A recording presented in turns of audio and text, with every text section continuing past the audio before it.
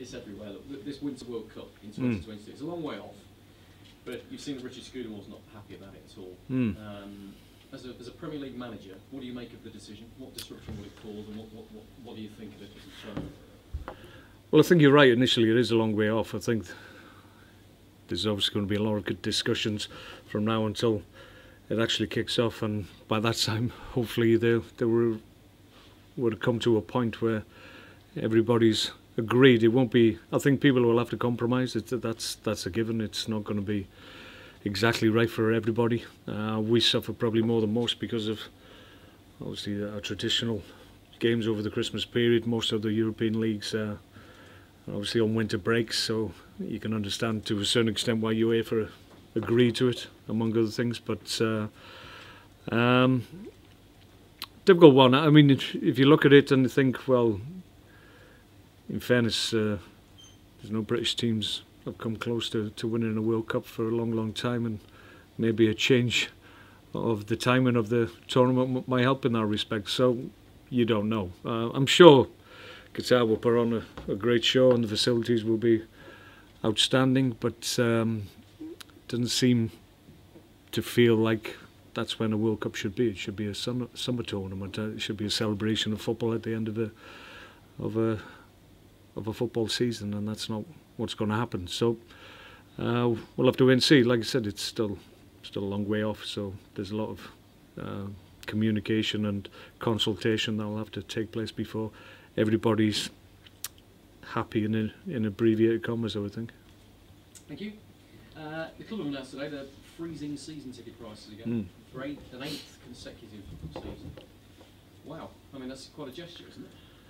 Yeah, I think so. I think our chairman, Peter Coates, is obviously very keen to recognise the great sport that we have here. I think it's something like because they've been frozen for so long. I think it's something like 21%, or it would have been 21% higher if increases that follow inflation over those 8 years. So it's a big gesture, and I think it'll be appreciated by us supporters. It's in recognition of their great support over the years, and I think the club has shown for a long time now that they're prepared to make gestures and try and make it easier for people to come to watch us play. And I think the key to it is that we always want full stadiums, and the club and everybody involved in the club wanted to retain that and retain full houses at the Britannia if we can, and we will always look to try and implement things that we think will help that process. We spoke to the chairman the other day, and he said that you're very close to agreeing a new 3-year contract with him. He says it's almost done. He expects that you decide it imminently. That's what his side of things say. What does Mark Hughes' side of it say? We're very close. Yeah, I think I've said before that I think there's a will on both sides to agree and take the journey that we're on a little bit more forward and into the future. I see no reason why anything would get in the way of that. I'm very happy here. It's a very good club. I'm extremely happy with how it's gone, obviously.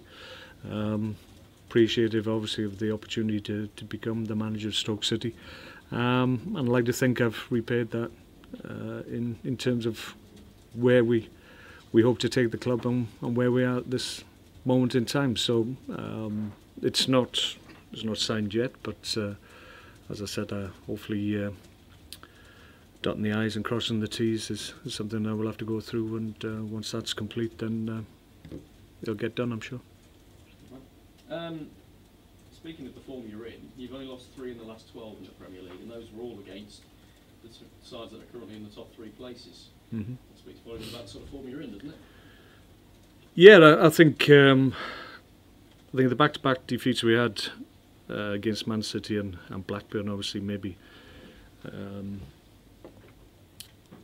shaded people's judgment of what we're actually doing. We had a poor performance against Blackburn, but there were reasons behind that. But for the most part, as you said, we've been very competent in the last few games we've played, and we're in decent enough form. Great performance last weekend. I don't think we got enough credit for the way we performed, to be perfectly honest, but on the day we were the better team. fully deserved it in my opinion. With respect to the fact it was a last minute penalty, I still think the manner of our performance deserved the 3 points. So we've got 2 home games coming up now, which we feel we've got a real opportunity to pick up maximum points. We've got to play well, obviously. Hull have picked up in form of late, so they'll be coming with confidence, possibly more confidence than they had in recent weeks prior to the back-to-back results they've had. So it'll be a good matchup. We've got Everton on Wednesday as well, so good opportunities. We feel we're playing well. We're looking forward to games. We're not hoping for positive results, we're expecting them. So we're in decent shape at the moment. So we've got a good points tally, as I've said in numerous occasions, and we're looking to add to that. You mentioned the late goal there against Villa. That's 3 goals in the last 4 games that have come in the 90th minute. I'm sure you noticed that, and you kind of attribute it to something. What does it say about the team? Does it talk about the fitness levels? Does it talk about the determination? I think it's all that. Probably other things as well. I think we're a team that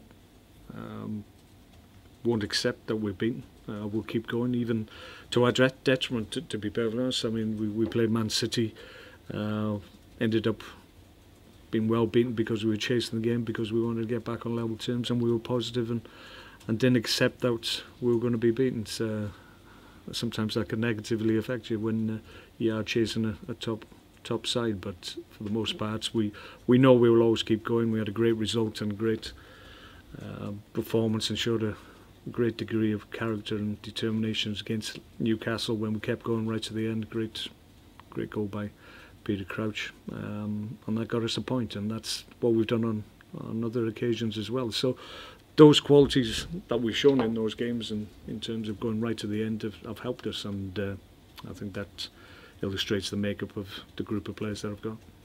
How's Ryan Shawcross? Ryan's having a little bit of time away from the club.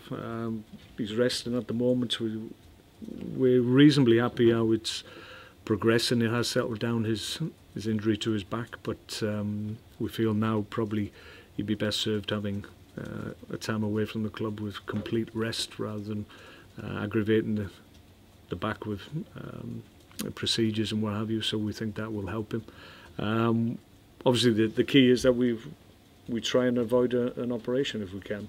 We don't think we're at a point where we have to make a decision on that, but we're hoping that this little period of rest and recuperation will help the process, and when he's back into the club, then we can continue his rehab, and we'll get him back on the field. How long's a short period? What have you got in your mind? What are the medical team telling you? Well, it's a little bit difficult with backs. I think they're notorious just for dragging on. So we just got to play it by ear. Once Ryan is comfortable with the injury and comfortable with the pain that he can deal with, then obviously he'll be looking himself to get back into the group and get back to fitness. So the time it will take for him to get back is like a piece of string at the moment. We're not quite sure. It could be a short period, it could be longer, but we're hopeful, like I said, that the fact he's having this little bit of a rest will help it settle down, and eventually he will be back. But not Saturday, not Wednesday? No, he won't be ready for those games. I want to ask you about your old mate Steve Bruce. He'll be grateful for the last two wins. They won the last 2, and they needed that, didn't they? But I wanted to ask you about the qualities he's got. He's been in management quite a while now, and he's very much liked by the media. What are his qualities, do you think, as a manager? You knew him very well as a teammate. Well, Steve's been doing this job for a long time, so you shouldn't underestimate experience at this level, and I think he's been here with a number of clubs, and has always done a real good job at every club he's been at. So that understanding and that knowledge that he has will help him in the situation that he's found himself in this season, and you sense now that experience is coming to the fore, because they've been able to go into the market in January. They've improved, and I seem to recall he's done that in the past, and he's made good acquisitions in January, and that's helped them for the remainder of the season. So that experience that he has will obviously help Hull. They look like they've turned a little bit of a corner in terms of their form. Back-to-back wins in the Premier League is key. Certainly encouraged by their performance in Man City, I would suggest, and that's helped them. They had 2 big games against teams in and around them, so they needed positive points. They were able to get them, so they're in a better place than possibly they were 2 or 3 weeks ago. So it won't be easy for us. They're a good team. You look at the quality of their staff, playing staff. They've got good talent there, so we'll have to play well. But we're playing well ourselves, so we'll look forward to it. Are you still close? Do you still chat to each other on the phone?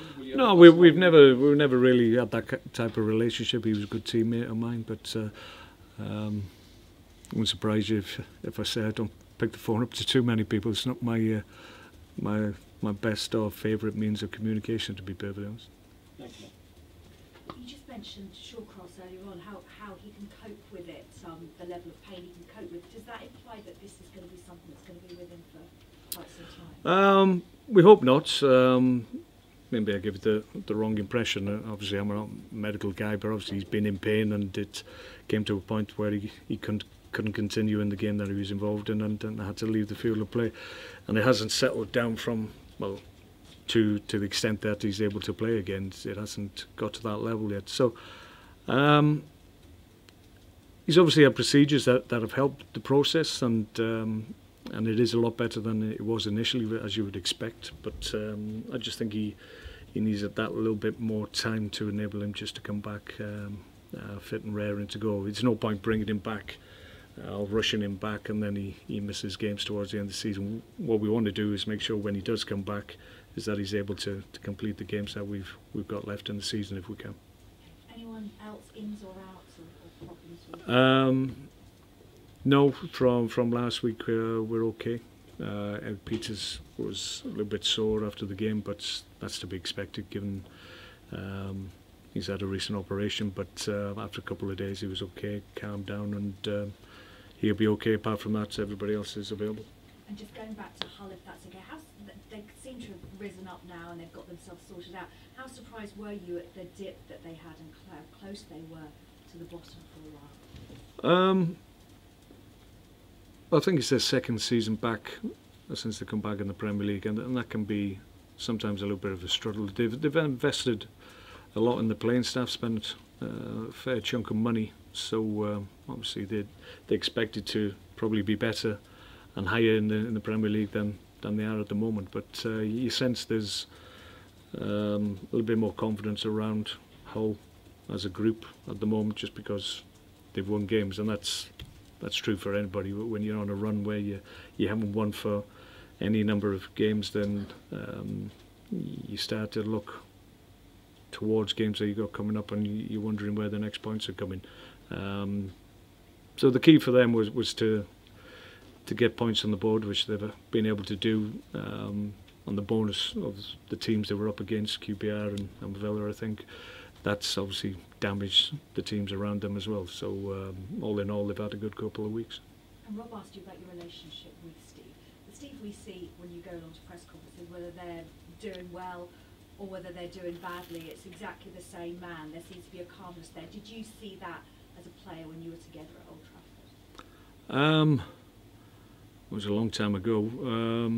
No, Steve was a good captain. Led the team really well. He was always a vocal guy in around the dressing room, and he was a very valued teammate. He's done a great job as a manager. He's been doing this a long time, and has had success in most places he's been at. So when you've got that longevity in the game as a player and as a manager, you must be doing something right. Mark, I spoke to Stephen Bundy and Mark Hughes earlier in the week, and they said that sometimes playing teams that are battling for their Premier League survival can be much harder than maybe playing some of the top teams. Yeah, there is that. I think maybe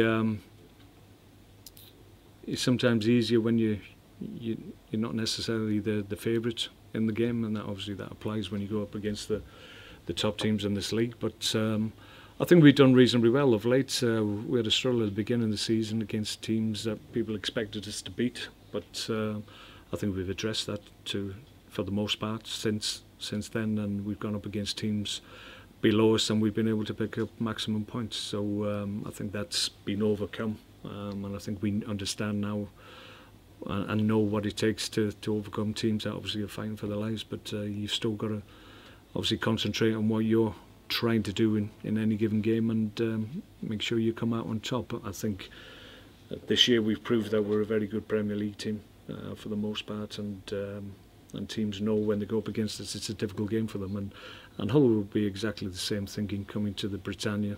Even though they're in a good run of form, they will feel it's a very difficult fixture for them. Steve Bruce has identified Stoke as a club that Hull can model themselves on in terms of becoming a Premier League side that stay there and have longevity like Stoke have had. How pleasing is that?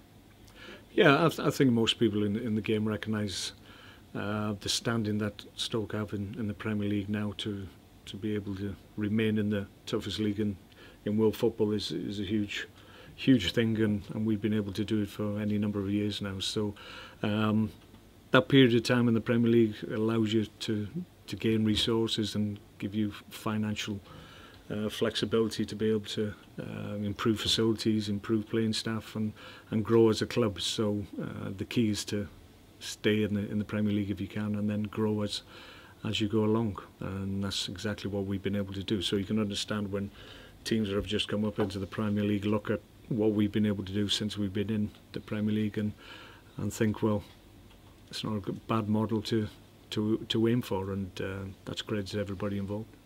I also spoke to Mark and Stephen about the goals for the rest of the season, and they were both very determined that they can improve on your league position from last season, and that they'll be doing everything they can to do that. How pleasing is it to see that determination from your group of players? Yeah, well, I think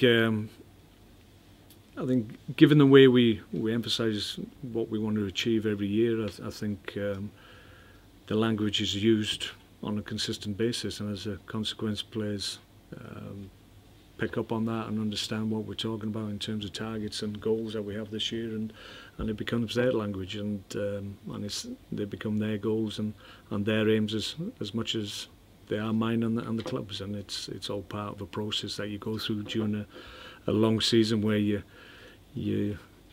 give realistic goals to people, and it's whether or not they can reach them. And for the most part, since I've been here, the players have been exceptional in that regard and been able to hit every target that we've placed in front of them. So there's no reason why we can't do it again. We're in a good place at the moment, a higher points total than we were this time last year. So we've given ourselves a great opportunity, but it's about making sure we do it.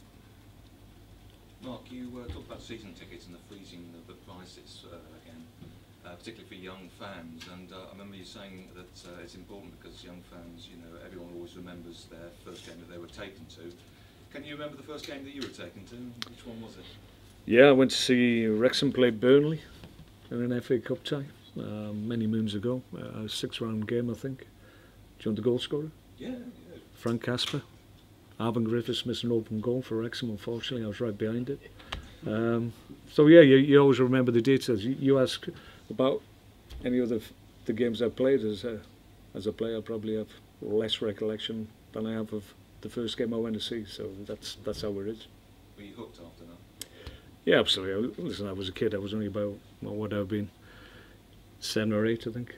And that game was etched on my mind. It was, I think, you're struck by the colours of a football stadium and the fans and the green pitch, and that's what strikes you as a kid. It all becomes a lot more real and vivid, and that's why you remember it so clearly. Hull City not an easy game at all. I mean, you've played them 6 times as a manager. I think you've managed to win 2. How many have we drawn? Drawn 4. Ah, so we've not been beaten. Right, there you go then. Yeah. But it's not a foregone conclusion as fans seem to think it is. No, I think we're very realistic as a club, and our fans are realistic, and they understand through experience that no game in the Premier League is easy, and no game is a given. There's always something on every game that you play, be it your opposition trying to win trophies or get European places or battling for survival, and it's about being able to deal with that. Every weekend, every game you play in the Premier League is different in terms of the questions that are asked of you, so you've got to be ready. and you've got to be able to deal with it. And for the most part this year we've been able to do that, as we did last year. We've got a real opportunity. We've got only a few games to go.